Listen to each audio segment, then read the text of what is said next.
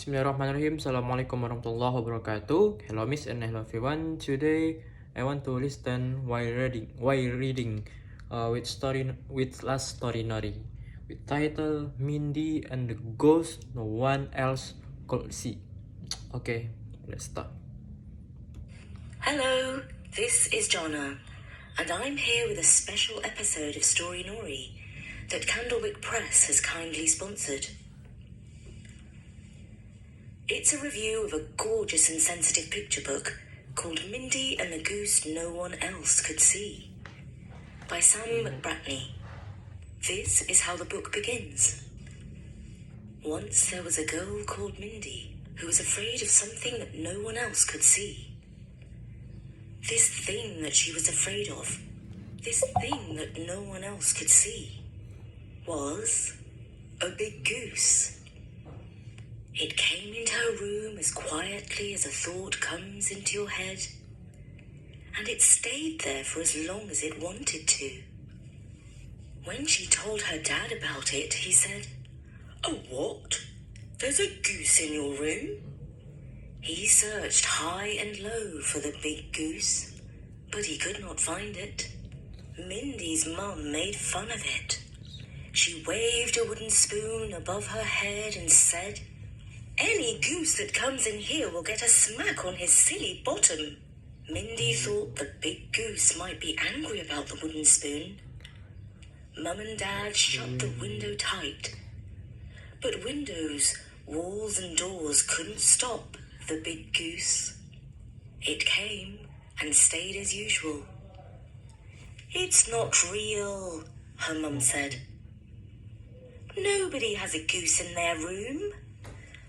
"I do," said Mindi. "Well, you'll just have to close your eyes and make it not real," her mother said. Well, if you want to know what happens next to Mindi and the big goose, you can find out by reading the book. What I can tell you is that from the delicate and charming illustrations we can see that Mindi's goose looms large on her bedroom wall. I particularly like the way the curtains blow in through the window in a ghostly sort of way. The scary goose might be a dream, or it might be a shadow, or it might be real. Mindi's father decides that they need some outside help to send the unwanted goose packing. He sets out with Mindi on a long country walk to visit an old farmer called Austin, who lives high up on Shelling Hill. While they're in Austin's farmhouse, a young goat strolls into the kitchen, and Mindi asks its name. "Oh, I have so many goats that I have run out of names," Austin says. "I would call her Blackie and Whitey," Mindi says. "Perfect," he responds. Mindi soon befriends Blackie and Whitey. As you might guess, the goat plays a big role in helping Mindi overcome her goosey fears. And in a nice twist at the end, Austin receives an unexpected reward for his wisdom and generosity. Mindi and the Goose is a sensitive and charming book for young children. There's a little more text than usual for a picture book, which makes the 40 pages ideal for reading aloud.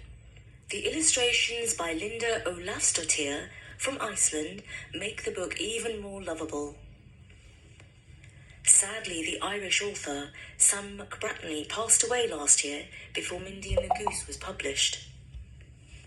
He wrote over 50 books in his long career,